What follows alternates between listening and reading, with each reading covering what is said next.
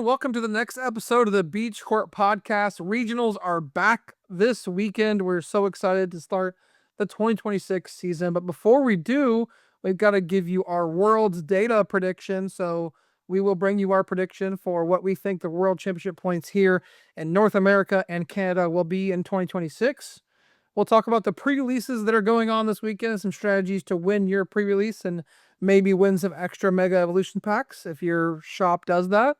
Of course, we'll have our trivia and sponsor segment. I got some good questions for the boys today, so I'm excited for that.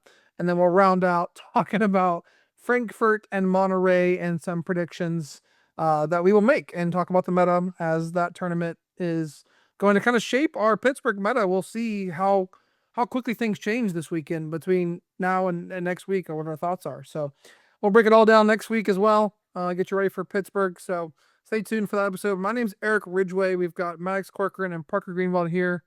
Boys, how's your week been? What's your weekend been up to? Having a bunch of football fun? Winning a bunch of cups? Hanging out with Charmanders? What you guys up to? Winning not so much for me. So I had a cool stuff locals. I played Dragon Ball Dustmore again.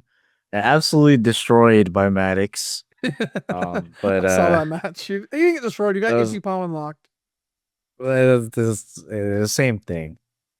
Anyways, it was cool because the top four for Cool Stuff's tournament was Eric, Chris, Maddox, and then me. It's like, dang, that's like a pretty goated squad right there. The Beach Cart squad and adjacent friends, right? Yeah, it's literally the best four players in North Florida, I think. Probably. Man, including all North Florida. Yeah. All North Florida. Tally, Gainesville, Pensacola. Come over and challenge us. Who from those regions is challenging us? What? Pull up. So Grant Hayes we're doing the open. We're doing like an open call now. It's just people are going to start just showing up at locals, being like, "Hey, I heard you smack talking us." Yeah. Yo, where's Eric at? I hear he's been yapping. Listen, we can do like a regional style. We can do like West Florida, South Florida. You know, we can just like all of us can go against each other. If only there was like a big tournament to like capture the whole state of Florida or like each city in Jacksonville. Wouldn't that be crazy? Or each city in Florida in the United States. Yeah, if only there was a thing like a state championship or something, you know, man. Ooh. Let us know if you got some concept art for such logos. Yeah. No, anyways, it'd be cool to see more and more like local tournaments. I'm glad there's a good cup scene everywhere, but you know, some of like the extra. I mean, really just for bragging rights, like, oh, I won the state championships. Like we need a Florida, full grip games down here in Florida. Like, but that needs to exist. Just like the big like a big tournament hall with a streamer that streams it, you know. Or like NRG, right? They do their big, you know, one. I mean, really just like NRG, this bigger, like, you know, multiple $1,000 tournaments that get, you know, over 100. Right. I'm sure with Orlando we can get to that. Probably just gotta, you know, work on something and make it happen. Yeah. Well, there used to be ARGs here, which was like another company. There's another company like alternate reality games, and they used to rent out this convention hall, and they'd host like Card Fight, Force of Will, Pokemon, Magic, Yu-Gi-Oh. They'd host like a bunch of games like in this venue hall. This is when like the games are smaller, obviously. But... hot take. You know who's gonna start doing that? So like give it 5 years. GameStop. Okay, that is a hot take. I mean, for stores that don't have tables in them. Well, have you been to the San Jose GameStop here locally yet? No, recently? Dude, it's big. Like it has a lot. Like they've got cases for singles and stuff, and it's like they're getting into trading cards pretty hard because they know that like physical game copies are just like on the decline. Yeah, to be fair, a core memory of mine was playing the Pokemon Battle Revolution tournament at my local GameStop when Diamond and Pearl came out as a kid. That's one because like when you win that, like if you won that like local tournament, like you won. I forget if you just won a copy of the game. We might have won like a Wii plus the copy of the game type of thing. So, that's wild. I pulled up in my squad. My squad being, you know, my starter plus, you know, the Star Raptor that I raised plus. I was like, yo, let me use Dialga. They're like, you can't use Dialga. I'm like, I guess I got my barrel then. So did you win? I had fun. No, I had fun though. But... Dang. Speaking of not winning, I played in a cup on Saturday. And it did not go well. I played against Chris round 1, the eventual champion of the cup. Unfortunate pairing to hit, the one guy I didn't want to play against round 1. Yeah. But it was just tough. Like, kind of just got everything off Iono, and It was you Guardian can't win versus if you Dragon do Ball that. Dusk, right? Dragon Ball Dustmore, yeah. I was playing Dragon Ball Dustmore. And he That didn't even get a matchup's like- Ralts turn 1. He didn't even get a Ralts turn 1. That I matchup think seems that tough. Is think Dragon Ball that- even playable in a Guardy meta? Well, We'll talk about that later. But yeah, I prized Dusknor. Otherwise, I could have just nuked his Guardy off the field. But since that was prized, there's absolutely no way I was one-shotting a Gardevoir. So that was unfortunate. And then round 2, I have the nuts in hand. I open a Dreepy. I pop in for 2 Dreepies. I didn't have an energy. But pop in for 2 Dreepies. I have Duskull in hand, and the rest of my hand is Iono, Dracloak, Rare Candy, Dusknor. I'm like, yo, this is like, I'm just set. And my opponent's playing Ethan's Typhlosion. And I'm like, okay. So he went first. He Ultra Balls 2 Ethans, and he goes, oh, I probably should have saved one of those because I don't have anything. I was like, oh, good to know. I'm not playing this Iono in my hand. And then he draws for turn, and he draws Iono, and Iono's all those cards at the bottom, and I just like passed for 5 turns. It was the most heartbreaking game. I did like the second to last turn of the game, basically. But I was like, oh, what a heartbreaking way to lose. Need the artisan so you can shuffle the deck and get those good cards off the bottom. Bro. Yeah, shout out to the folks who like realize mid play. They're like, oh, I could have maybe done that better. Yeah. So they're like, oh, I should have kept the Ethans and then bailed out. I got paired into a junior once at locals, and they proceeded on going first turn, going second. They Ultra Balled away a Professor's Research and an Iono to grab a Dreepy, and then passed up playing a supporter. I was like, oh, okay. Huh. And they proceeded to never play a supporter the rest of the game. They had boss's orders, bro. They want to get rid of it. No, they didn't. They didn't. They had no supporter. They had 4 counter catchers in hand. They showed me their hand later because the next turn they Ultra Balled away a Buddy Poffin and another card to grab a single Dreepy. I was like, you could have just played the Buddy Poffin and gotten the and got a Dracloak with the Ultra Ball. They're learning. They're learning. We love kids. We love young Pokemon, aspiring Pokemon masters. Anyway, so yeah. 0-2 drop, Parker, go home, play One Piece. 0-2 drop. Yep. Went home, played some, I don't know. I wallowed in self-pity, and then I think I played some Valorant or something. All right, well, you better be grounded for Pittsburgh. Absolutely. Locked Max, in. Parker and I, same 60, maybe. Probably not, but maybe. Whatever. I mean, for me, Parker to walk into a deck, Max. True. We have him down to 3 decks, maybe. Yeah, 2 or 3. Yeah, we got to be down to 2 or 3. For me, again, was at the locals. Parker gives me lots of credit for steamrolling him, but really, I just got into Badoo and he had nothing. So I just Itchy Pollen, and then basically I think I just board wiped him after actually I think I took a KO on Halucha. You took a KO because I started Halucha. Like Itchy Pollen 7 turns in a row. Yeah, you were like, I could do a Dragon Ball attack, but I don't have board wipe, so I'm just not gonna do it. Yeah, I was like, I think it's just correct to just continue Itchy Polying and just and then Parker just flashing me every item card he's drawing. Top deck Poffin, top deck Ultra Ball. But then Karma came back to me when I paired into Eric immediately after, and got Badoo donked. And we played a fun game afterwards, and I prized double Iono, double Badoo, plus Neo Upper against Raging Bolt. So I'm like, I don't know if this is even possible for me to win. But your prizes in the fun game too were so funny, dude. That was hilarious. But anyways, again, still had a fun time. Weekend was a little more chill, just not Pokemon related, just kind of relaxing. And then but yeah, here locking down for Pittsburgh. I'm between 2 decks. We'll be playing one of those to Pittsburgh. And the problem is I keep seeing fun decks that I'm like, oh, I should try this, and I'm playing like Zoroark. Yeah, what is it that you sent me today, bro? And I was like, can you lock in for Pittsburgh, please? Bro, no, someone got top. I saw, shout out LDF, friend of the pod. He's like, I got this Greninja Zoroark Reverberb deck. Someone got top 4 with an online tournament. I'm like, hey, wait, all this kind of sick, like Hilda Engine. I was like, bro, like, please. Anyways. What are you, Eric? Yeah, my week. Are you locked into Judge Pittsburgh? Yeah, I am locked in to judge Pittsburgh, and it's gonna be a lot of fun. So I'm kind of like prepping today. I don't have a shoulder buddy. I don't know if I'm gonna have one, but I got the I got the Charmander hat on. It's kind of the same thing. But I mean, my week and weekend was like a really good week. Besides work sucking per usual, but that's just work.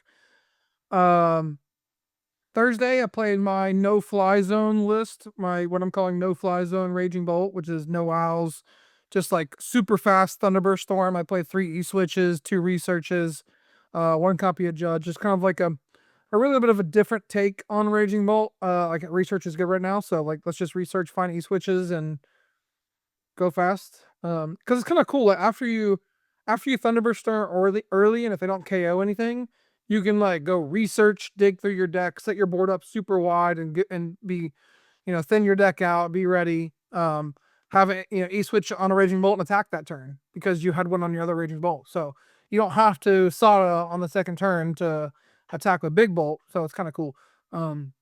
Just got a lot of love on that for Twitter, and the list is doing well, and people are. I think I have 2 people locked in to play it in Pittsburgh, so that's kind of cool. So I hope I don't hit them. How about a prize double Iono New Upper if I played Dusknoir? And those 2 people, neither one of them are on those podcasts, so See, at the Beach Court Podcast, we're very supportive, right? We all back each other up, except when someone comes with a pile of lists, we're like, I'm not playing that. I'm like, guys, I have an 85% win rate. They're like, nah, it's not good enough. I'm like, fine, whatever. Yeah. Anyways, so that was Thursday. I'd with. That was Thursday. Kicked off football week. Fantasy football's in full swing. Gotta give a shout out to the kicker for Baltimore. Fully clutched it up last night. I was down by 11 points against Maddox, and my kicker needed to get 11 points. Got them all in the first half. So I was not sweating last night. It was great. So 1-0 to start the season. Took down Maddox. The Gators lost. Knowles win. It's a great weekend. Jags win. Got my Jag shirt on. It was fantastic. Great week. Eric's living life. Yeah, it was great. He's living life. But that's not what you're here to hear about. You're not here to hear about sports. You're here to hear about the World Championships and what we think the point total is for the World Championships. So without further ado, I will start sharing my screen and we will jump on to this. And if for those of you as a reminder, if you are on Spotify or YouTube, you will be watching us. You can watch us on Spotify now. If you're not on either of those, jump over to one, follow us, drop a like, comment, subscribe. And yeah, hope you enjoy it. Let's jump right into it. Okay, so first up, I got the how to qualify for Worlds 2026. And one of the big changes for this season is that there is 135 people that will qualify in US and Canada instead of 125. So first, going to break down the changes in the championship points. Because they did change the championship points. There's some kickers down here for 2049, all the way down to 2049 for regionals and special championships. You can get 20 points. If there's over 2,049 players, you can get 20 points.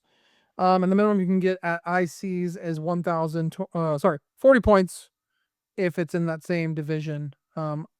So they did update this, Max. I'll jump into kind of the specific changes here in a little bit. Got the League Challenge and League Cup. They did add a top 64 category to our League Cup.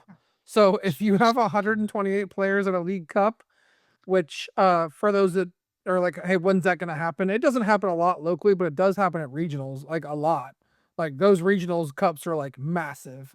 So who knows? Maybe that 13 points, someone qualifies for Worlds, because of those, those 13 points. So that's a change.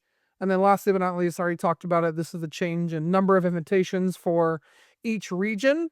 For US and Canada, the juniors went up by 5. The seniors didn't change, and the masters went up by 10. I don't know the specifics of the changes across the board, but yeah, what stands out to you guys about this slide? To me, the things going up by 10 for US and Europe, or US and Canada and Europe, are that's a really good change. I think it was so tough, and it's still gonna be so tough this year to qualify. But having 10 open spots is maybe a slight little bit of wiggle room. I do like that they bumped up the points from 16 to 64, or top 16 to top 64 because like if you lost an asymmetrical cut, that was like such an insane point differential. Yeah. That like I don't know, that was like a major feels bad. Not that I was there. Well, let's jump right into those point changes. And Maddox, you want to take us away as the curtain is unveiling all of the changes for 2026. Exactly, right? So as Parker alluded to, the main change points-wise this season is that you get more championships rewarded for those like strong, or just outside of cash finishes, or for those cash finishes scaling as you approach top 8. And the better rewards will, be better players, better rewards you're having for consistent finishes. So I want to use a use case here. With Ethan Heggie, again, commentator, but then also did compete for the invite and did get it last year. Ethan, traveled to, actually, I mean, he kind of traveled internationally, so he didn't get to play in that many regionals. But the regionals he did show up at, he had a very strong finish, right? So in 2025, he had 3 top 32s. Each of those rewarded 125 points, which is good, but compared to like a 280 for top 8, it's a significant drop off. So that boundary has been lowered a little bit, and it's a little bit closer and a little bit more comparable. It's not like, I finished 24 people behind someone else and I get less than half of the amount of championship points they did, right? Like that discrepancy was a little bit too much, as some could say. Yeah. So now it's been adjusted a little bit. So Ethan, in this case, under this new system, ended up with, or in the last season had majors, 535. So he needed, his 200 local points to lock him into worlds, but was still maybe even with the extra, if you got the two full 260 max out, he's maybe sweating a little bit with that. But now if you're getting 3 top 32s, you're in such a strong position, or that 640 major points, points at majors, only a little bit more required for, getting to that, above 700 threshold like there was last season. So a big increase from him for those consistent finishes. So it's really affecting those that have those cash finishes, right? That top 32 or top 64 IC, or just outside of that with that top 64 at a regional or a top 128 in IC. So comparing to someone like myself, who is really the finishes were either, hey, spiking a top finish or kind of, average, day 2, right? Maybe, even record in day 2, not quite, pushing to the top as much as others had. Didn't really affect me as much. For example, my top 64 in Merida went from 100 points to 120 points. So still a good increase to see. Again, closing that gap and better acknowledging, hey, getting top 64 better at a regional, especially these that are all over 2,000 people basically, is very hard to do. Yeah. So I think anyone who has that finish will feel a little bit better about their results. And anyone who can consistently finish within that range of that top 64, that top 32, that top 16, you're going to see your invite come to you a lot easier this year due to those strong finishes.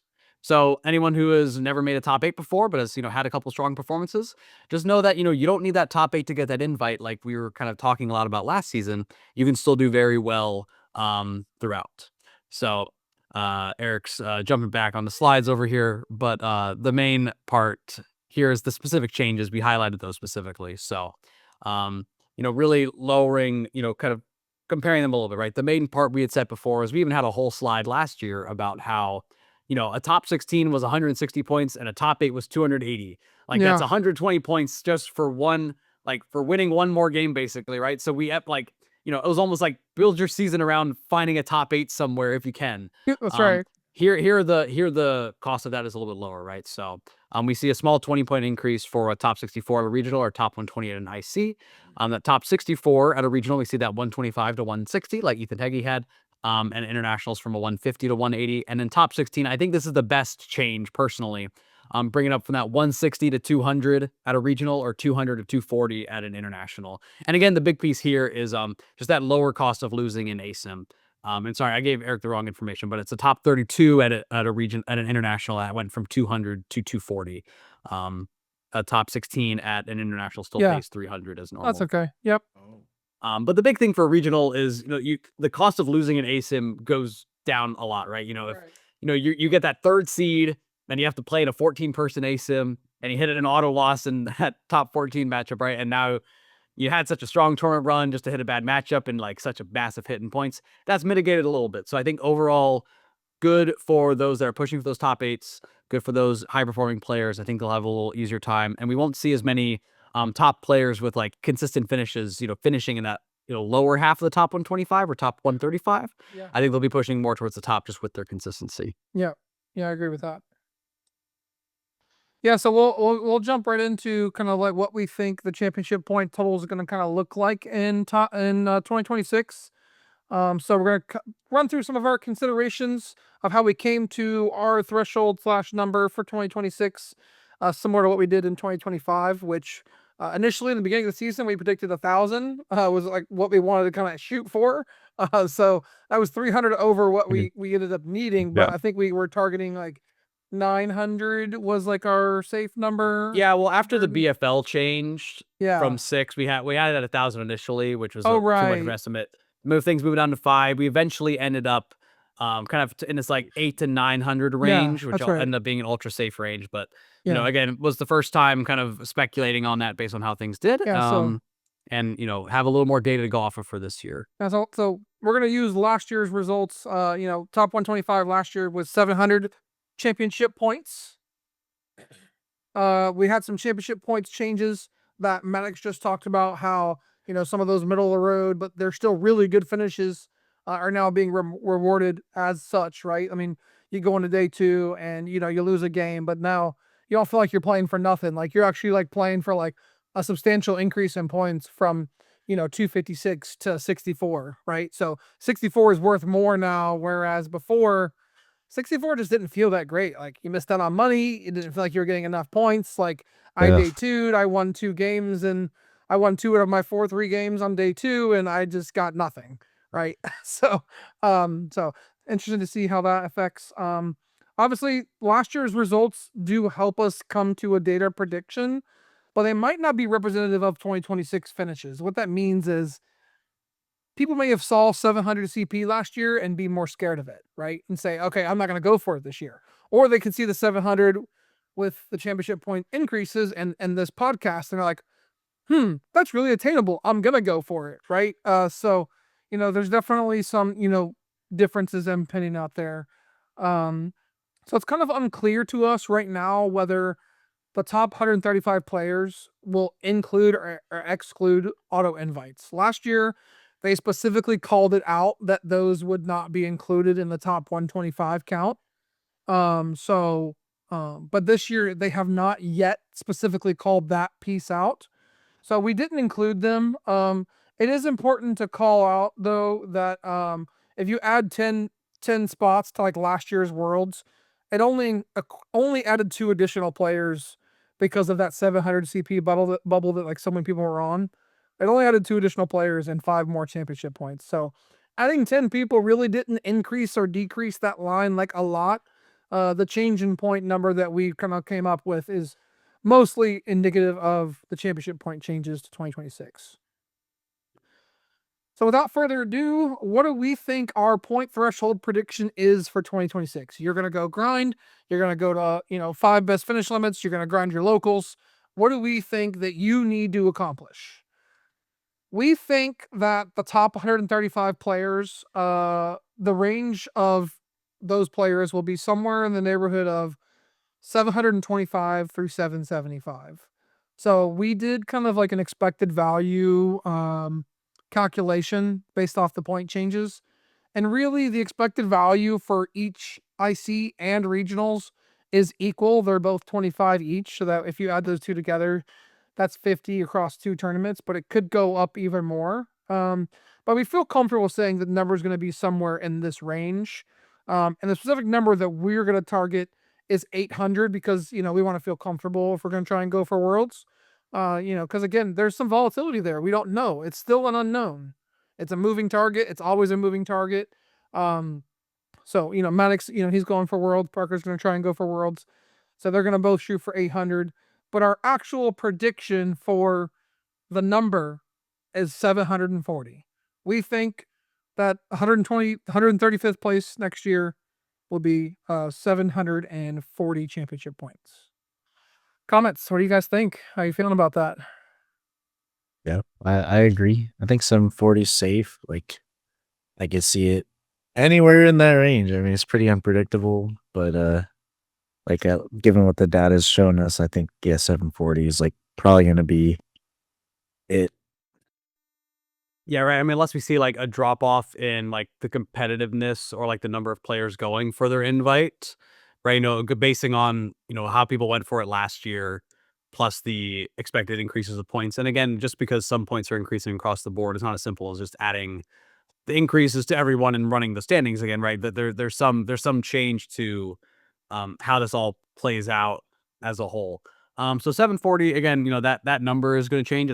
We're not mind readers. We're not know what it's going to be at the end of the year. But again, last year we felt very comfortable at 800 number. I think even with the increases to championship points, at 800 number should be fairly comfortable. So it's one of those where if you can reach 800, I think you're probably safe. If you're less than 800, then maybe you're not, maybe one eye open when you're sleeping. Maybe you're thinking, do I gotta go drive 3 states over to try to, stop someone from winning a League Cup, right? Something, depending on how in the weeds you gotta get, right? So yeah, it's interesting to call out that the website where the points are this year does have like a big disclaimer that says like subject to change, like championship point values are subject to change. So same as this, right? This is subject to change based on what Pokemon announces and tells us. But let's break down. So we said the championship point value is 725 through 775. So, the number right above that is 780. So let's break down exactly how you can get to 780 championship points this year, and what are the keys for you to get there. These really didn't change much from last year, right? You gotta focus on your local points and maximize your locals. Like regionals and ICs are hard, they really are. But honestly, sometimes like the local challenges and like your local league cups and like being able to go to enough, like Parker said, he's a great player. He went 0-2 drop this weekend. It happens, right? That's Pokemon. It's part of the game. So you have to go to enough cups, enough challenges to really get to those 260 championship points that it takes to maximize your locals. ICs, they always have like higher value, right? So that top 64 at a regional compared to top 64 at IC, worth a lot more. So if you can go to Brazil or Europe, and you have the funds to do that, and you can lock in, or even New Orleans again, lock in and go do that. So, and we talked about the deep finish and the changes in the points. So 64, basically around 64 and 128 for regionals is where ICs, is where the value increases. So really just try to target those deep runs, right? Target making day 2, win a couple of games in day 2, get yourself in contentions for those 64s and 128s and 32s. And if you keep doing that consistently, you'll be in a big spot. And we still have the auto qualifiers this year. Again, we don't know if they're going to be off the leaderboard, but if you finish in top 4 of IC, or you win a regional, or if you go to South Africa and you win the SPE, you also qualify for Worlds. So make your way out of the country. You go to Puerto Rico, anywhere that's close to you, the special event. Like, just grind, right? If you're wanting to go for it, just grind. All right, so how do we get there, right? What does that look like? What does 780 championship points look like? So we have 3 categories. We've got the regional / SPE grinder, the person that can focus a little bit more on, these 2-day weekend tournaments, maybe because they're off on Thursdays, and every Thursday they can just grind, right? Or every Thursday, Friday, they can grind. So they got 2 full days of grinding and they can just focus on it. So all 3 of these competitors, all 3 of these categories, finish their locals. We got the middle category is the IC grinder. That's someone who, opposite of the regional grinder, they can lock in for ICs because maybe they have more free time during the week, and they work on weekends when they don't go to tournaments. So they've got more time during the week to focus on a Friday starting IC. And then you got the budget competitor, who's someone who just goes to 4 regionals and maybe 1 IC. But they can't make it to a lot of ICs, so they've only got 1 IC finish. So let's talk about each category, break down their results and how they each got to 780 championship points. Of course, they all got their locals. The regional SPE grinder had a really good finish at a regional or a special event, got a top 16, got a top 64, and top 1024, right? So they had 1 not so great finish, and then they had 2 really good finishes. And then in the ICs, they had 2 kind of like, mediocre-ish finishes, depending on who you ask. They're still really good finishes. Like, they got 1 top 256 and 1 top 512, right? But those 5 finishes, for most people, don't seem like unattainable, right? That's very attainable if you want to get to that 780 number. But the key there, again, that we called out, got to finish your locals. You have to get those 260 points. It's so important. You really can't. I mean, I looked at the leaderboard this morning. There's already people that already have 260, and I'm just like, how? Bro, what in the literally world? how? They're on the local grind, right? So, they're That's grinding right now before crazy. regional start, which they start this weekend. And then the IC grinder, kind of opposite of the regional grinder. They didn't do so well at regionals. They got a 2 top 256s, 1 top 128, but at the IC they spiked a 64 and a 128. And both of those at ICs are bonus value this year because the value of each of those finishes went up by a little bit this year. So combining those finishes, they got to 780. And then the budget competitor really just locked in at his regionals, got a top 32, 2 top 128s and 1 top 256. Plus a solid finish of top 128 at IC. So really just got, really consistent finishes across the board, plus one really good strong finish. Got them to 780. So what stands out to you guys about this graph and how you're going to get to 800, 780, whatever your target is? I mean, because for me, when I was making this, it kind of felt like really attainable. I was like, dang, man, I wish I could go to a lot more regionals this year because this doesn't seem like, because those middle of the road finishes really do like add up. Right. So if you can put a couple of those bonus points, I call them bonus point regionals this year, a couple of those bonus point regionals together, it feels like attainable. Yeah, the big part, and again, the similar approach that I took to getting my invite last year was that, the system rewards strong, like a strong finish backed up by consistent finishes. So, if, I know that for me, I don't have the time to be able to say, hey, I can practice a bunch before every tournament and I can go and reliably top 64, top 32, any 2,000 person regional I go to because I'm spending enough time on it during the week. I really have to focus my time around when I do have time. In February, I was able to go and spend effort on, hey, here's a format I feel comfortable with, a deck I feel comfortable with. I felt super prepared going into these events, and was able to capitalize on a format that I enjoyed to have lots of events for that. And then to be able to have a strong finish from there. So the part that I want to point out is that point to our right is, find the right tournament and make a deep run, right? If you are, trying to go for your first Worlds invite for potentially, right? And you don't know how much to commit to this, but you live, right near Chicago and you're going to Milwaukee, or you live out west and you're going to Vegas, right? And you're going to that. Right, as much time as you can spend to practice and prepare for that regional, right? The cards aren't out yet. Doesn't mean you can't practice it yet, right? As much time as you can to focus around that. I mean, this game very much rewards the time and dedicated effort that you spend towards working on that. So again, find that right tournament and and aim for one of these deep runs, and then you can use that momentum to carry on to maybe the tournament the next weekend or a month later, and in the same format and continue to do well, or continue out the rest of the season with some strong finishes, travel to get that rest of the points you need across the country. And we'll see you in San Francisco. Yeah. Anything stand out to you, Parker, you want to call out? I mean, how do you feel when you look at this? I mean, I know you're in that spot, right? You're in that right column. You're in the far right column. Right column, yeah. Right? Budget. How does that make you feel? I mean, So looking at it, it doesn't look too terribly hard, but then I think we have to remember that day 2 is gonna have 500 people at a lot of these events. Yeah, so you could win a couple games in day 2 and still get top 512. So I don't know if it's that extreme. It might it's gonna be deep. But you're playing 6 games in day 2, right? So winning 2 games just isn't. I guess it's not as good. Yeah. Right. Yeah. I think you gotta at least have a 50% win rate to lock in top 256 kind of thing. I feel like this year with the changes to the Swiss, how it's going to be 8 and 6, at most regionals. I do feel like if you want to qualify for Worlds, you're going to have to get 3 day 2s. I get more than that. I think. I mean, yeah, but minimum 3 day 2s. I don't think all 5. I think you can do without it.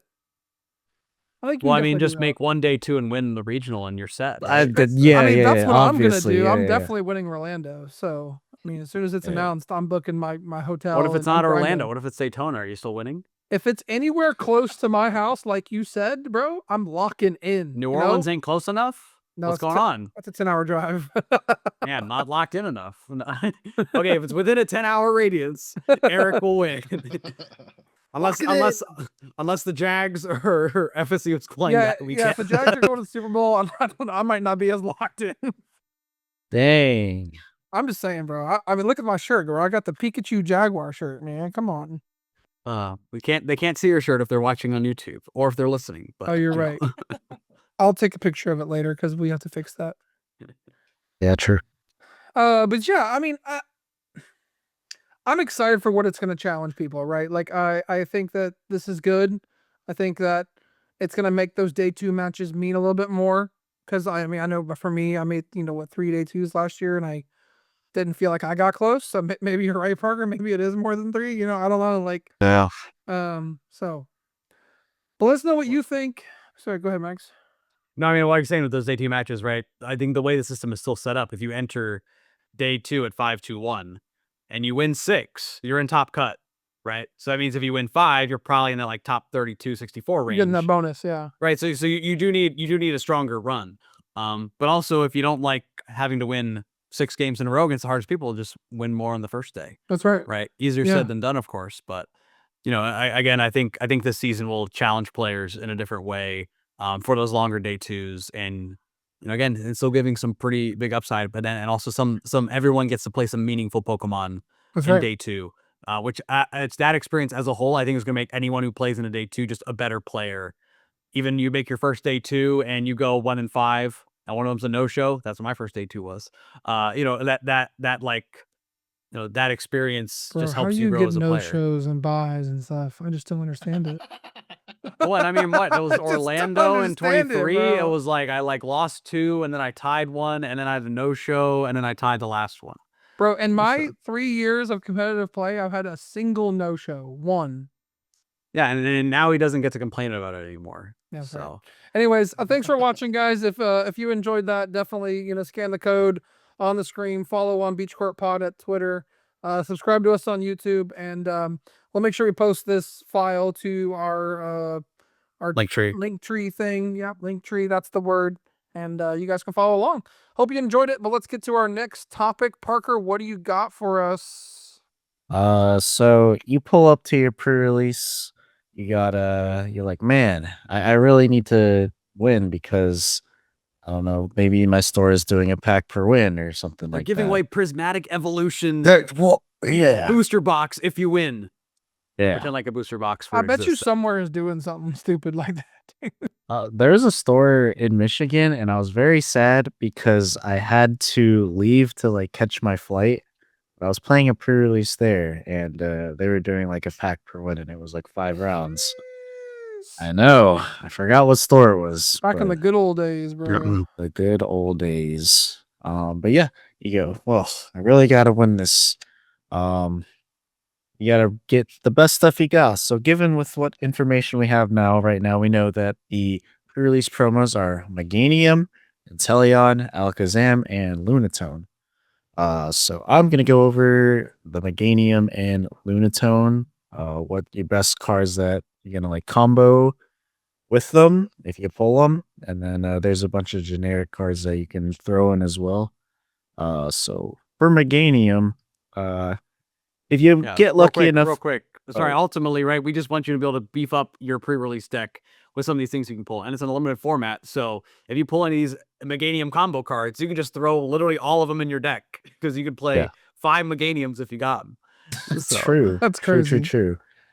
But yeah, if you happen to pull Mega Venusaur, I mean, you almost won the pre-release right there. I mean, come on. I mean, as long as you got the line, you got to have the line. Yeah, you got to get the Bulbasaur line. But, I mean, Mega Venusaur, crazy. 380 HP, heals itself when it attacks, can move all the energy. With Meganium, you only need 2 grass energies attached.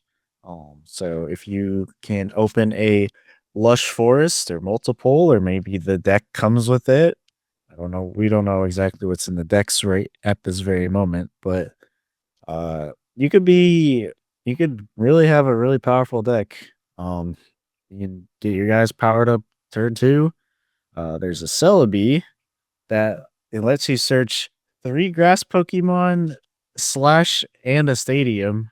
So that's like super strong. You could get the entire Meganium line, or like let's say you have the Chikorita, you get Bayleaf Meganium plus Stadium. So next turn you got. Well, you just get Meganium. the Forest of Giant Plant Stadium to cheat them all out. Yeah, what card does that? That's insane. It's the Celebi. The Celebi. It's an uncommon.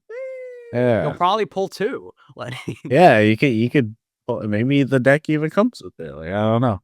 Yeah, that'd be crazy, dude. Get a stadium. Mm-hmm.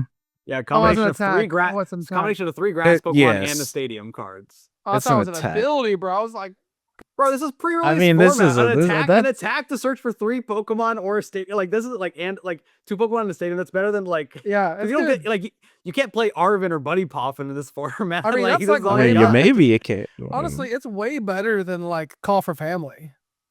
Yeah, it's crazy. You just search, Ivysaur, Mega Venusaur in Stadium, and boom, you're swinging. Actually, the 80 HP to survive a Soul Rock attack is extremely relevant. Oh god, yeah, it is relevant. It is not Poffin searchable if your kit has a Poffin in it, but pretty good. Some other cool attackers you could throw in. We've got Exeggutor. Basically, he has an attack that we've seen tons of times, but it's 60 plus 30 for each grass attached. So combo that with Meganium. Let's say you got 2 energies on it. You're hitting 180 with just 2 energies on you if you have a Meganium out. That's pretty much knocking out everything that's not an EX in your pre-release. You also got Tangrowth, which bulky whip. It does 120 damage, so it's 2 grass, 2 colorless with Meganium, just 2 grass. And if you have 2 extra energy costs or attached, in addition to the cost, you can get 140 more damage. So you're hitting 260 for 3. And like, well, what's living that? I guess Megas, but yeah. Everything else is getting smoked by the bulky whip. Yeah, a lot of cool grass attackers in the set, like really cool ability for the pre-release. But yeah, moving on, we got Lunatone. So Lunatone probably gonna be the most like generally used one outside of the pre-release. If I had to guess, it's got a really good ability. You can discard a fighting. But sadly, you can only use the actual ability name once per turn. But you can discard a fighting, draw 3. Pretty good. Obviously, it's gonna combo well with the Soul Rock, where 70 for 1. That's huge in pre-release, and honestly, even in the actual game. But you need Lunatone on the bench, so obviously those 2 go together. 110 HP.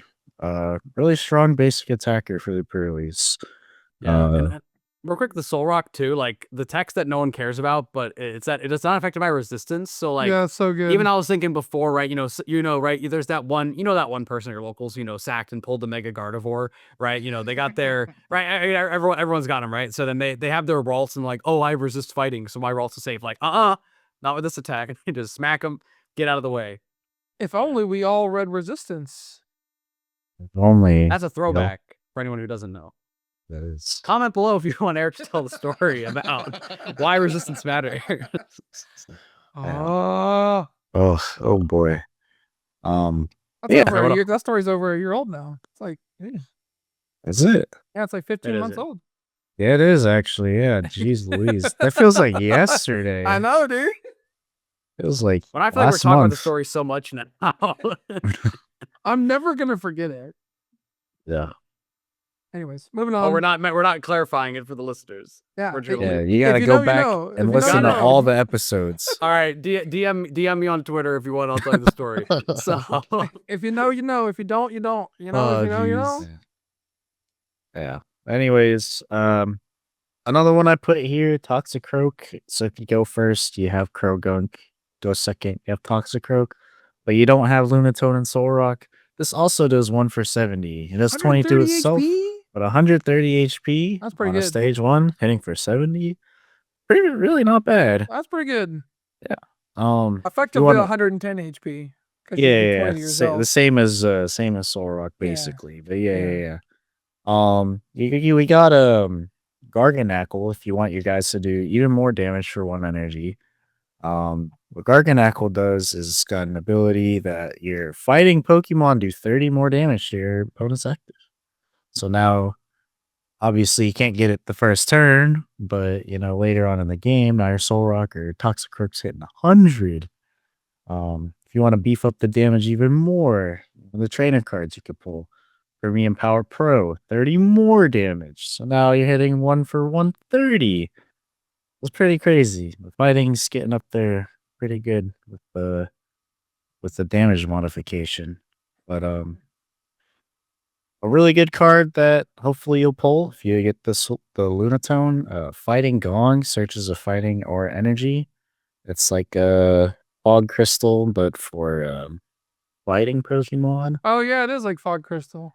Yeah, pretty much. Wait, Fog Crystal had a discard? No, it didn't. Yeah, right. No, that's Mysterious Treasure. God, bro. Yeah. That Fog Psychic Crystal support was so broken, bro. Fighting GLC is about to go hard. It is. Yeah, there's actually a ton of fighting support like for the first time. Fighting GLC is gonna go nuts. Yeah.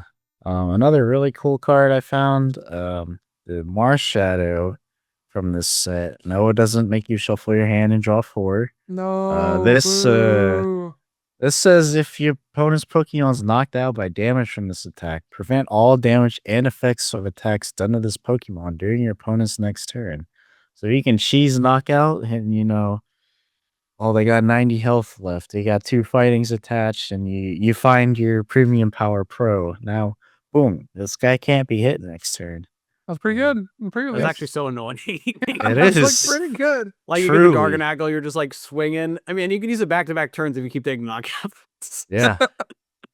Pretty crazy. That was crazy. But obviously, if you pull the Mega Lucario, it's just really good synergy. The first attack, 130, attach 3 fighting energies from your discard.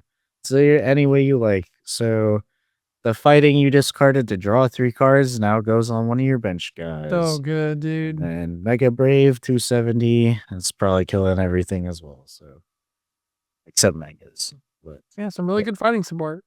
Yeah, really good fighting stuff. Yeah, I think the next up for me is Alakazam. Alakazam has the Psychic Draw ability. When you put this Pokemon in play from your hand to evolve one of your Pokemon, you can draw 3 cards. Drawing cards in pre-release is nuts, but be careful. I can tell you I've almost decked out a couple of times in pre-release. That 40-card deck goes quick. Once you put 4 prizes out and draw your hand, that's 11. It goes pretty quick, so be careful. Hand Power does 2 damage counters on your opponent's active Pokemon for each card in your hand. So you do want a lot of cards in hand. There's not a lot of Iona or Judge or things like that in this format. So this attack can definitely be swinging if you open this pack. And while you're building up to it, you've got Abra that you can switch and kind of like to your bench and hide behind something. If you got a Pokemon you want to hide behind, you got the Kadabra that when you evolve it draws 2 cards. So over the course of 2 turns, you're drawing like 5 cards plus your cards per turn. So if you're a Raging Bolt Crayon player like me, make sure you don't play the cards that are glowing because you might need the cards in your hand to do the damage. Alakazam's a good card. So some cards that combo with Alakazam pretty well. There's the Ralts Curlia package that you could potentially get. And obviously if you get the Mega Gardevoir, it's really good. But the Ralts has Collect, so it's a good starter. You can draw a card. Again, just kind of synergizes with that Alakazam, building up your hand. And then Curlia Call Sign ability. Attack.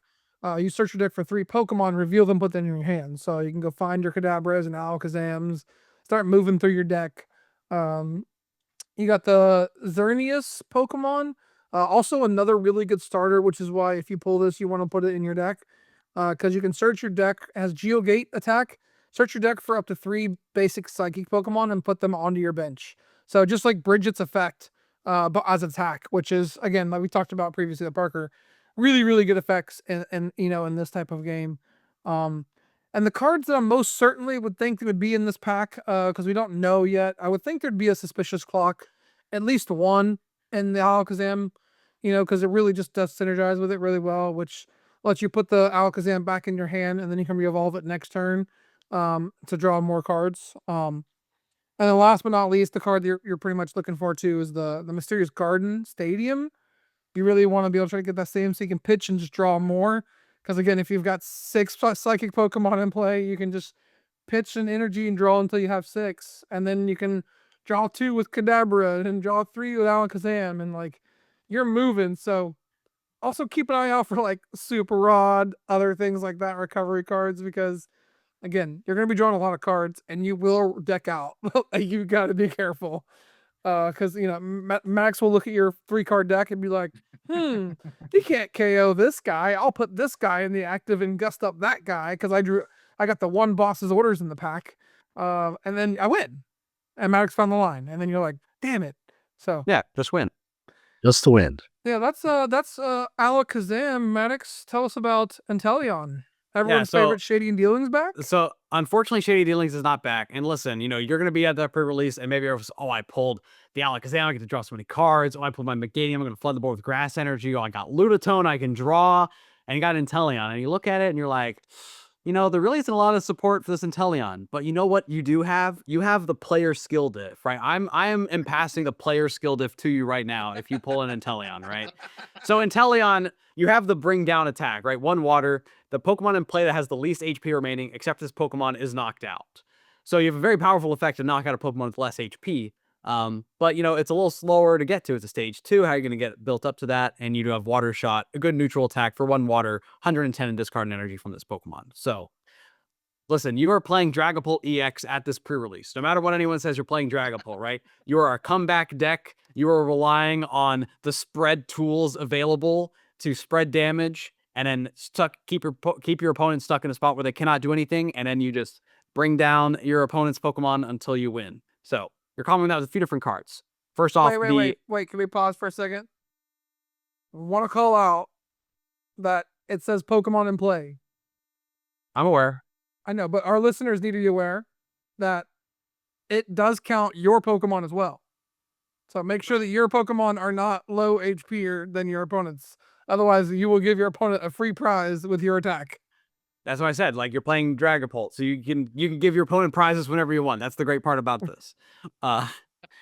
Unfair.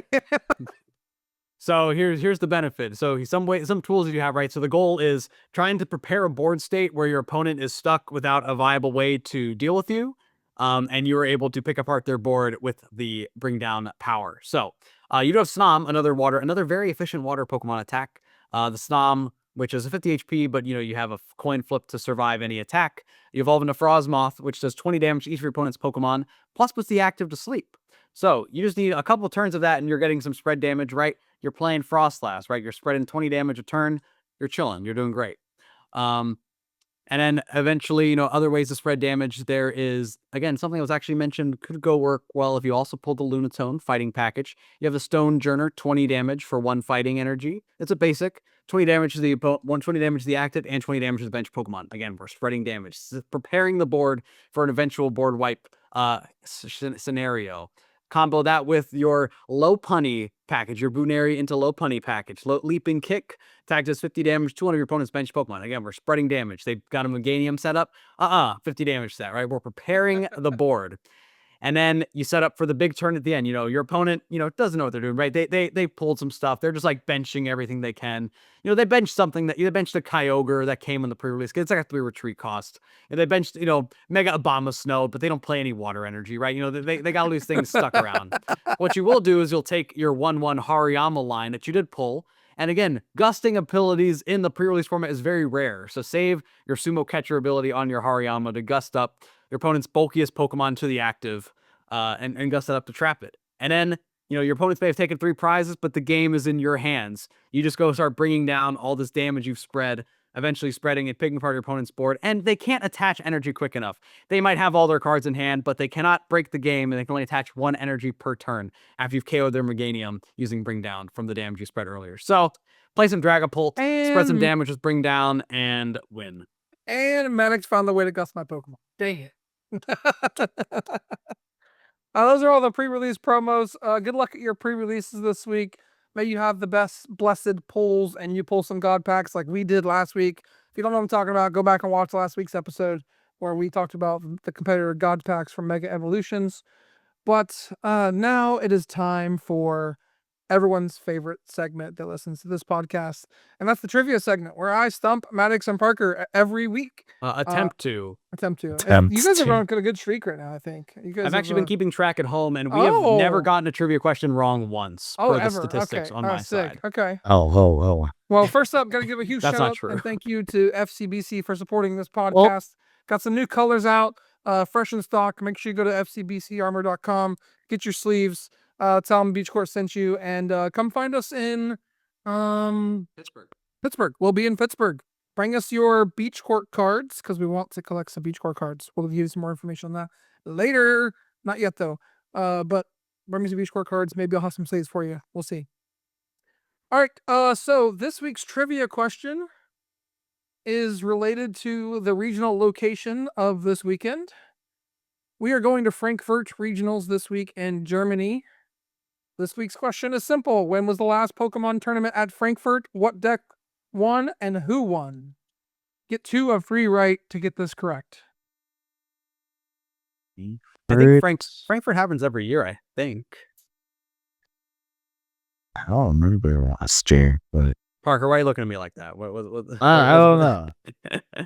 I suppose you'd know better than I, but I don't know. I mean, it's just, I'm trying to remember, was there Frankfurt last year? I mean, probably... Frankfurt, I feel like, Frankfurt, I wasn't like, oh, what is Frankfurt, right? I knew about Frankfurt. I know it existed. And who won in what deck? What was the one first tournament, like, wasn't there, no, that was Dortmund, I think, where... Dortmund was the first one. Where Dragapult won, and I forget, whoever won EUIC won that one as well. But maybe I'm thinking of the wrong tournament. Yeah. Dortmund was the first one last year, I believe. Last season. Okay, and that was where I'm blanking on his name. Eric, help me out. Sorry, what? The Japanese player who won Dortmund with Dragapult before Dragapult was Dragapult. And then also won EUIC. Ryuki Okada. Ryuki, yeah, thank you. Okada. Yeah, so Ryuki won it, but that was Dortmund. So Frankfurt after that, I guess. What was the one that James Cox won with Drago? Was that Lil? Might have been Lil. I think that was Lil. All right, I think we're exhausting my EU knowledge. Okay, so Owen, it was Owen Cameron on 1 and 2 last year. No, it was the year before, I think. It was the year before. Yeah, it was the year before, yeah, because I was with Mew and Chen Pao. Both decks, 2 decks which do not exist anymore, regrettably. Shout out Chen Pao for being in G Block. No, I mean...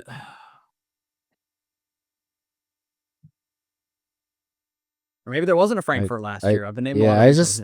I just can't think of it. I'm gonna be honest. So maybe it was 23 then. Or I mean, not maybe it was that 23 season. The first one back. What would it be, like you maybe, or? Yeah, I mean, Mew was winning a lot of. Yeah, Mew, Mew. Yeah. Had me like the run. Me. Yeah, I mean, I know Consta won. Consta Kamala won one with Mew over there. Was that Frankfurt though? I'm not sure. If only Eric would have said who won Monterrey Regionals last Lennon, because then I'd say it's Brent Tonneson with Guardy. Of course I'm not giving you a layup, Ooh. bro. But if you didn't want to hear Brent Tonneson after that win, you can see that on Beach Court Podcast. Yeah. You get no layups here, brother. Do I plug stuff too much when I have the opportunity? I feel like you're great. Am I chucking it at the viewers? Sorry, viewers. The viewers are like, sometimes dodging it, but sometimes it smacks them in the face and they go click it, so. Maybe. Perhaps. All right, Parker, I'm running out of steam here. Just think of good decks and good Pokemon index. Frankfurt. I think Frankfurt's got to be like Mew, right? Maybe. Listen, I'm a Mew enjoyer. We got the big Mew. I'm cool to send some Mew. To think of who won, couldn't tell you. I mean, like Consta and Owen are like the 2 people I know that have won with Mew in Europe. Sure. Let's say, 2022? 3? 22 or 3. I don't know if it would have been like after Salt Lake, like right after events came back, or in... After a plus or minus 1, I think it's safe to say yes. Yeah, fair enough. Yeah. 22. Well, there weren't any events at 21, so we say 23 plus or minus 1 or 2 to get 22 or 24. This freaking guy. All right, the 2023 season, right? End it right? Yeah. The 22 to 23 season. Yep. We'll say Mew VMAX and did Owen win a special event with Mew, or was that with Chen Pao? I don't think Consta won Dortmund with it, or not Dortmund. I keep saying Dortmund. Frankfurt with it. We'll send Owen Cameron Mew. Does that work for you, Parker? Yeah. Yeah, it's absolutely. not right, but that's just probably not right. But we've been talking a while, so let's hear what the answer is. So, the last tournament at Frankfurt was 2022 EUIC. You guys got the right season correct. That was the last tournament in Frankfurt. However, you got the deck wrong and the person wrong. Maddox, what deck does Mew beat up on? Oh, well, I mean, you're talking about Tord Reklev's EUIC win with Inteleon. It was Gustavo Wada. Gustavo. Rapid Strike Inteleon, EUIC 2022. So Rapid Strike Inteleon, kind of Inteleon playing off the fact that you just talked about Inteleon, and we're talking about Frankfurt next. So that was the trivia question, kind of playing off of both of our topics that are squeezing around this trivia. I just realized we're talking about food this weekend. Frankfurt's and Monterey cheese. It's kind of crazy. Yes, sir. A food-packed weekend. All right, well, hope you guys are playing along at home. Let me know how you did. Better luck next week, guys. All right. Wait, which EUIC did Tord win? I'm tripping. I think Tord 123. No. Well, not. You won EUIC recently? You could just they won EUIC 24. Name. Yeah, he won EUIC 24. That's what it was. The year after. Yeah, that's the one we played. Charizard. No, we didn't play. We didn't play Charizard. We played Future Hands. Future Box. Future Hands is my favorite deck that I've played and won cash with and then never played again. Shout out Future Hands. All right. Oh yeah. Maddox got top 64. Let's move on to the next segment. We're going to talk about Frankfurt and Monterrey. We got 2 regionals this weekend. One down in Latin America, one over in free EU. So good luck to everyone playing this weekend. I think the only one that's being streamed is Frankfurt, not Monterrey. Hopefully we get some stream. Maybe I'll hop on a plane, go down there and hand cam it. Again. I checked with Eric's wife, and Eric will not be going to Monterrey. Anyways, so let's jump into some predictions and meta questions. We won't go too deep, but as we prepare for Pittsburgh, of course, we're going to get people ready for this weekend as well. Maddox, take it away. Yeah, so again, we're heading right into the regional season. Again, it's great to see that we have regionals that are like an evolution of the World's format, and we actually get to see a couple different weekends of it.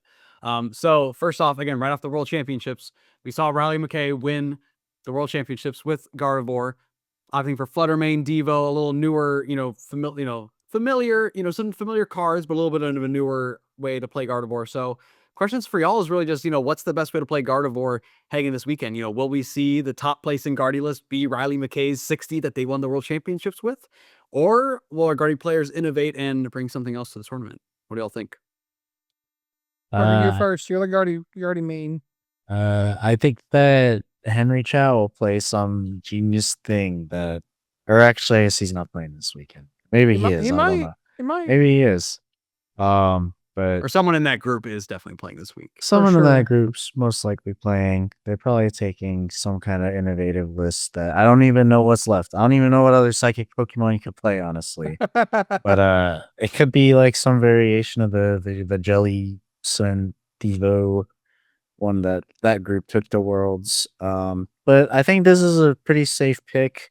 I honestly am still a fan of the Drifloon build.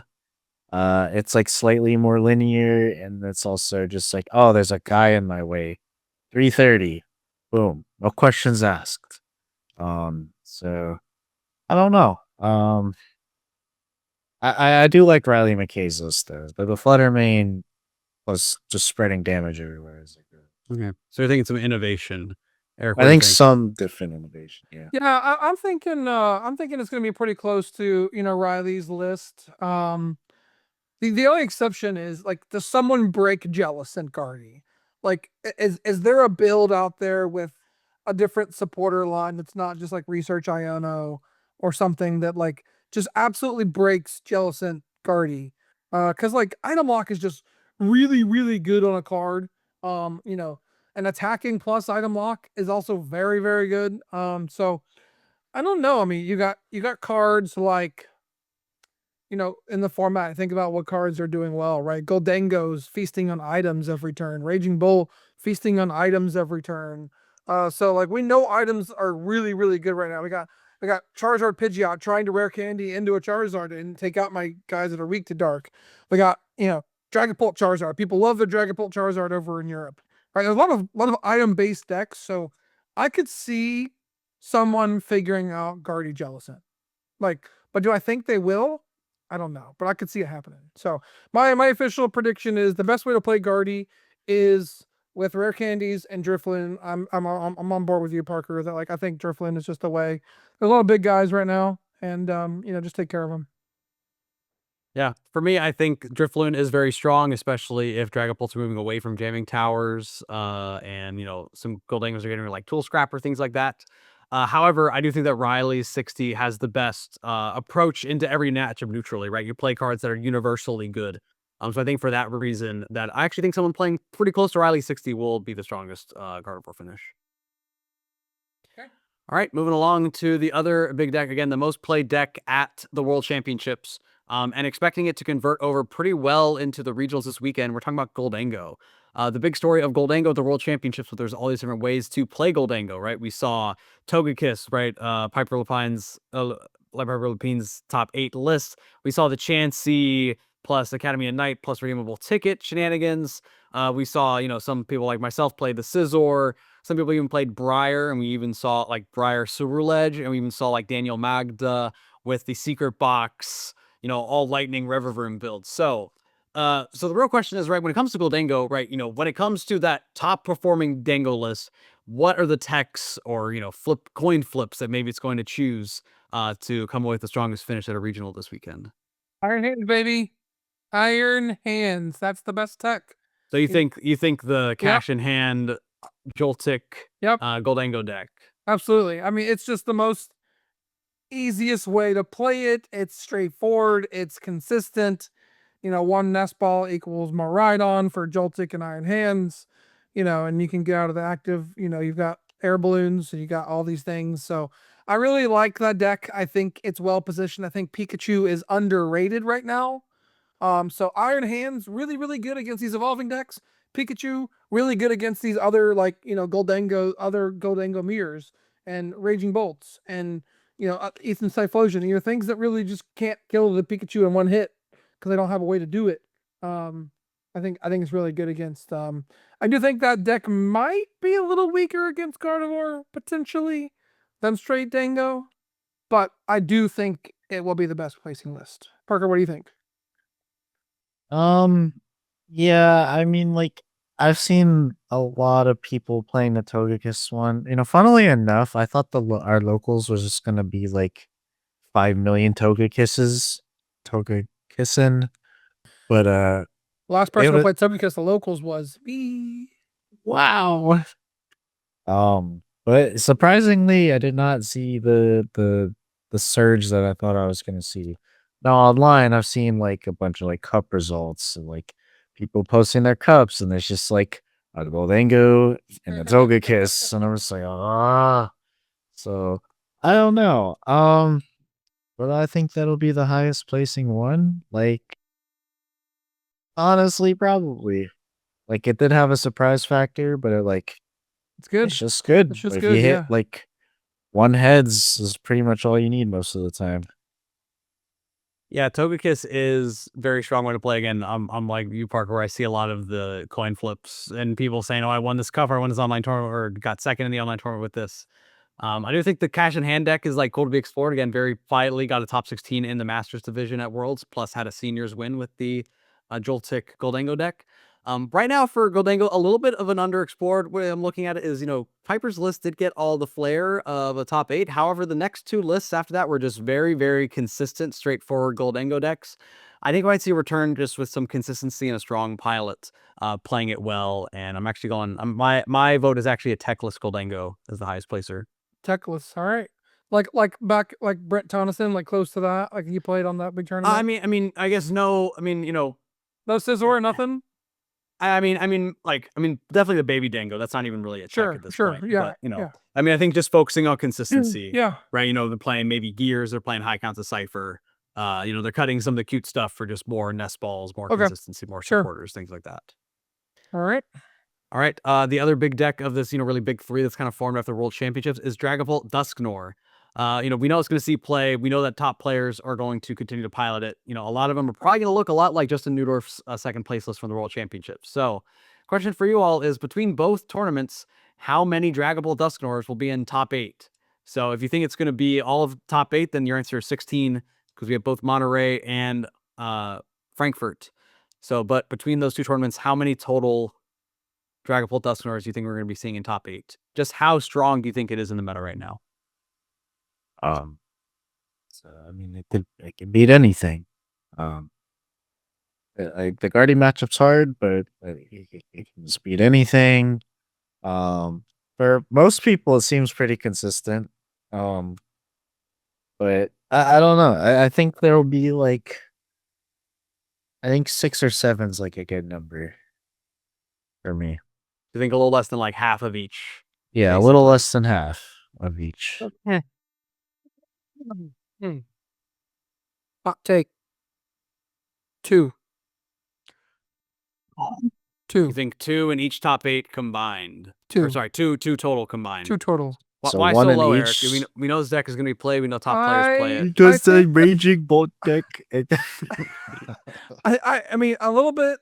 It's a little bit that I do think Raging Bolt is in a good spot if people don't play Owls. And we'll talk about that in a little bit. I don't know. I just don't have a feeling that they're going to do well, right? They're going to hit some Goldangos and they're going to hit some Gardevoirs, and those matchups are hard for both of them. I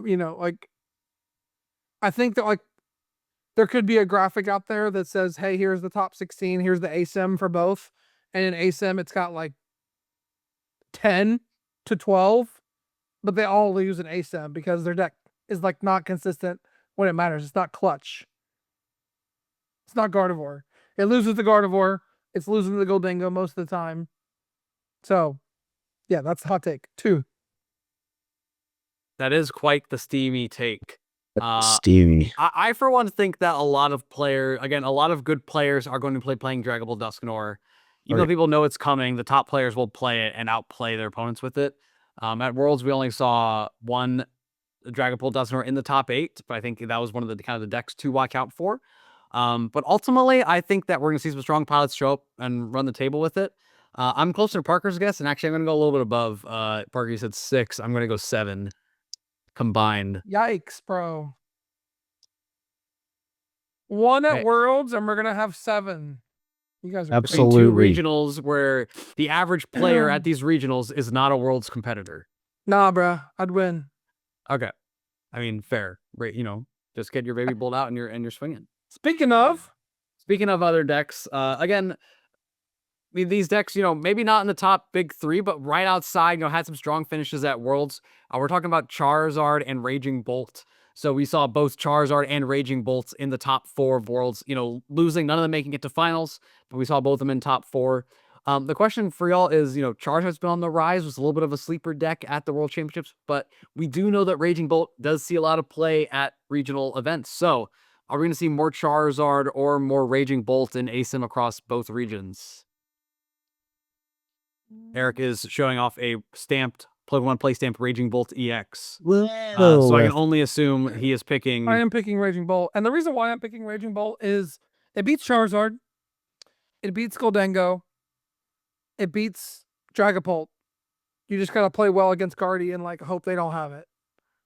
You just go to single prize board, single prize as much as you can. And say, okay, Thunderbird Storm, kill your Curlia. Thunderbird Storm, kill your Curlia. Because no one's playing Shaman. Literally no one.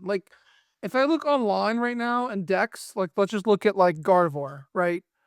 And I'll look at the late night. I mean, 9 times out of 10, if you bench a Shaman against your opponent, they won't even know what it does. Right? Like that's how little people are playing that's how like low people are playing it. Yeah, you're right, Maddox.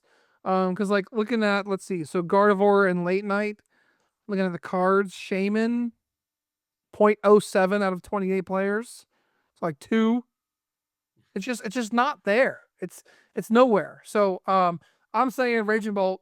It's just you go fast, you go burr, you beat Dragapults, you beat the Goldengos, and you beat Charizards, and you just dodge the Guardies, and that's it. I don't think it'll win, but you said how many, more in top, more in ASIM. How many more in ASIM? I think Raging Bolt. Because Charizard's going to struggle against Dragapult, Dusknoir. So they're gonna struggle to get into ASIM. And then all the Dragapults are going to lose in ASIM to Raging Bolts. Moving on. Parker, what you think?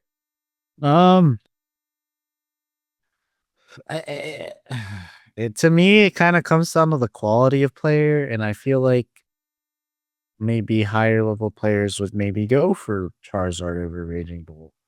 Like, I don't know if they pick either of them, but given that Charizard has a rough matchup into Dragapult, Dusknoir, it's like gonna be one of the most popular decks in the room for sure. You're definitely gonna hit one if you play all 8 rounds. But yeah, I would probably say Raging Bolt will have more in ASIM, I guess. Yeah, on my side, I'm believing in the pilots of Charizard. People that have been looking to play Charizard now with good reason to. I think Charizard will be more represented in ASIM than Raging Bolt. However, I do think Raging Bolt will have a higher finish overall than the Charizard. So it'll be one Raging Bolt that seeks that top 4 and gets into it. All right, want to go ahead. Again, a couple of dark decks that's not Charizard that one has fallen off the radar and one has appeared on the radar. So I'm talking about Grimmsnarl, one of the big 3 spread decks that's kind of fallen off the map. Versus the cooler dark deck maybe now is the Zoroark, right? 2 in top 8. Really the surprise deck of the tournament that had some good runs. Is Grimmsnarl's time coming back, or is it just a Zoroark show? Which deck is better right now, and which one is going to perform better at these regionals this weekend? Parker, go ahead. Excuse me. So I think that Zoroark will get a higher finish, but Grimmsnarl will have a higher play rate. I think Zoroark is a deck that you have to really be on your game and really know the matchups to navigate and get a good finish. It's pretty tough to win with that deck. Yeah, to win with. Yeah, go ahead. I was Zoroark. He's Zoroark, right? Zoroark finally got some results, right? Like for a while there, we're like, oh, Zoroark's really good in this meta. Zoroark's pretty good in this meta. Like it shits on Dragapult. It beats this deck, it beats that deck, right? Like we just hadn't seen it, right? We saw it a little bit. It's been close. So we got 2 top 8s at Worlds, but does that mean it translates to the average players? I don't know, right? Because I don't think it has a good Raging Bolt matchup unless you play the Fire guy, which you don't play a lot of. So I think Grim is good right now. I feel like Grimmsnarl is getting back to good, right? Guardy is rising, right? Guardy's going up. And as Guardy goes up, then Grimmsnarl adversely goes up. And I think, Parker, would you say that Dragapult's favored? Dragapult Dusknoir favored for Grim or nah? I think it is a little. I think Straight Pult's more favored, but the way that you can just eventually spread out all the damage in Devo is just they right now don't play that, so that's just a way that you can steal games from them. Yeah, I really like Grim. I think Grim is just getting in that underrated spot right now, and Guardy's getting up here on this pedestal. That we talked to Matt, who hit a bunch of Goldengos with the Charizard, right? And if you hit a bunch of Guardies as Grim, you can have a good tournament.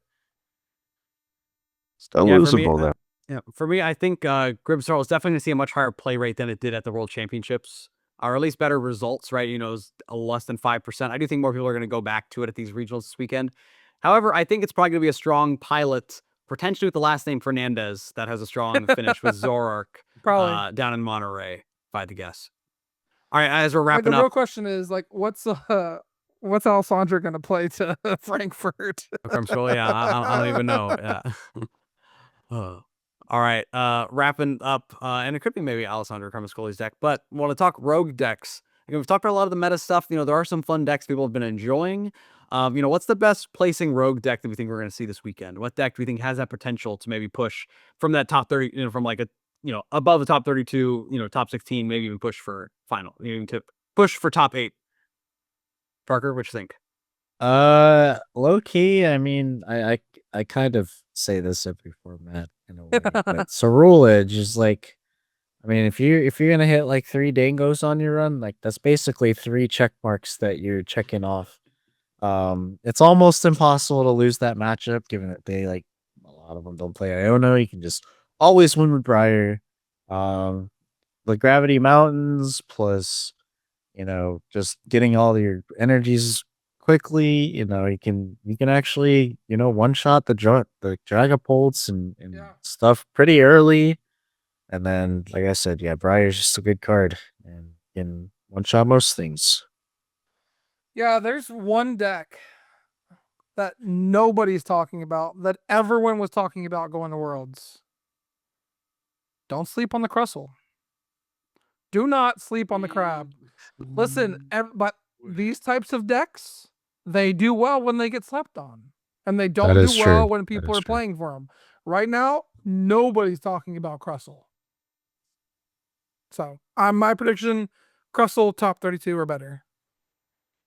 All right. For me, I'm going with a deck that people had been talking about back prepping for Atlanta. No one cared about it. Alex Shermansky, the top 32 with it. Give me Terrorbox. Yeah. Features in a good position. You'll see some good pilots, navigate the Dragapult matchup as best they can, but sneak away with a good finish. Yeah, Terrorbox is on my radar too. I think that's a good deck. Actually. All right. And to wrap up our discussion, we're talking about some regional battles, right? So down in Frankfurt, we're pretty comfortable that someone from the EU is going to win Frankfurt just because lots of, the whole European crew showing up there. However, Monterrey, there's been 2 regionals so far in Mexico since they've come back to Mexico. The first one, Merida, was won by Azul GG, first from North America. The second one was run in Monterrey, like we mentioned earlier, Brent Tonneson, all the way from Australia. So the question is, which region is going to win the Monterrey Regional Championships? Will Latin America claim their own regional, or will it go to an outside region once again? Good question. What do you think? Good question. I hope it's North America. Yeah, I mean, I got to say North America, just because like we know at that regional, like it's gonna be like 60% Latin America, 30% North America, and 10% else, and 30%'s a lot. Because like that 30% isn't like your average Joe Schmo that like shows up to regionals like, hey guys, I'm gonna play Crustle because I don't know what I'm doing and I'm just gonna see if they have it or not. They're gonna be like really good locked in players like Owen Dalgard, Azul, like really good players gonna show up and do well. So I'm saying that it's gonna bring it back home to USA and Canada. Mark, what you think? Oh, I mean, I don't know who all's going. I would have to assume that there's a lot of good names going from the US and Canada down there. So I'm hoping that North America brings it home. But I think there's a pretty good shot, depending on how it goes. Yeah, for me, I'm going to be a little bit of a contrarian. I'll just say I think Latin America finally gets this one. If it's not Latin America, it is definitely North America. But I think a good chance with someone with the last name Cifuentes or Fernandez to take home the Monterrey Regionals. Yeah, I mean, that's a good shout out. You can look at some of our Peruvian friends can also take it down. So, one thing I want to mention right now, I think there's a single card that's going to show up at these regionals this weekend that we haven't been talking about at all in this podcast. And that card is Eerie. Do you remember the days of like Eerie destroying Chen Pals and like other collateral damage? Like Eerie was like, can't like get your candies out of the Charizard decks, get your other things, get your superiors. Like Eerie is like such a good supporter in a meta that it's right for. And like I could see like a Goldango deck saying, hey, like you said, Max, just straight consistent deck, but I'm going to play a copy or two of Eerie and try to mess up my opponent with like saying, hey, like, oh, you got 2 superior left and a 15 card hand, 20 card hand, Eerie, KO, your go. Like, I mean, I can see it happening. So watch out for Eerie. For those of you that don't know what it does, it lets you look at your opponent's hand and discard 2 item cards from their hand. So question for you. What is the last limitless entry for Eerie that was not in a Pidgeot control deck? Gotta be Charizard, yeah, right? it was definitely Charizard Pidgeot. I don't know when, but I would suspect it's one of those Pidgeot decks. So Charizard Pidgeot. But now that you're saying this, the way that you're looking at me is probably from Worlds. Someone played in that Worlds, and we just don't know who. The last limitless entry is 129th place from John Bailey at Atlanta Regionals. They played Dragapult line with a 101 Pidgeot and played a single copy of Eerie. That's fantastic. Yeah. You know it's a Pidgeot deck, right? Because you get a quick search for Eerie, but yeah. I remember Charizard were playing it for the mirror for so long. The mirror and Chen-Pao, yeah. Oh my goodness. You have to scroll a long time to see a deck. I mean, there's not a lot of decks here that don't have Pidgeot, Snorlax, or Iron Thorns as the icon within Eerie. They're very few and far between. Yeah. Well, good luck to everybody participating in Frankfurt and Monterrey. We'll be watching from home, and we'll be back next week to break down those results and how it's going to impact our Pittsburgh metagame as we prepare for the Pittsburgh Regional Championships next weekend here in North America. Till next time, guys, have a great weekend. Have a great week. Love yourself. Have some fun. Play some Pokemon. Watch some Pokemon. And we'll see you later. See you.